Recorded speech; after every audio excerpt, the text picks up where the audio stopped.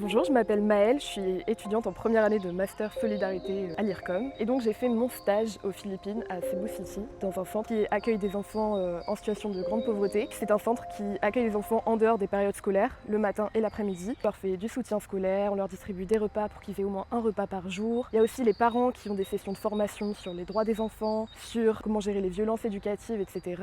Il y a aussi un jardin communautaire où tous les parents viennent et récoltent la nourriture pour après cuisiner pour les enfants. Rencontre aussi culturelle avec la culture philippine, apprendre à parler aussi leur langue. Aux Philippines, ils parlent très bien anglais. C'est toujours un peu fou d'arriver dans un autre pays, dans une culture qui est totalement différente de la nôtre et devoir s'adapter à tout ça. Mais en fait, je me suis fait accueillir d'une manière tellement belle et tellement chaleureuse. Ils ont voulu tout me faire partager, faire connaître toute leur culture, tous leurs plats, etc. À notre échelle, on peut pas forcément faire grand chose quand on arrive simplement pour 3 mois. Et donc ça peut être difficile, mais en fait, c'est vraiment la résilience que je vais retenir. Ils ont cette capacité à toujours garder le sourire, même quand ça va pas bien. Ce qui est super avec l'IRCOM, c'est que déjà on a un accompagnement par Intercordia où on a des tuteurs qui nous suivent pendant toute la session de stage et donc ça c'est vraiment chouette et c'est bien d'avoir des personnes qui sont en dehors du stage avec qui on peut échanger. Et il y a aussi évidemment tous les responsables de la formation de l'IRCOM qui nous accompagnent, qui nous font des points avec nous. Si vraiment ça va pas, on peut toujours les contacter. C'est vraiment chouette de partir dans ce contexte là où on sait que s'il y a vraiment des gros problèmes, on n'est pas tout seul à l'autre bout du monde.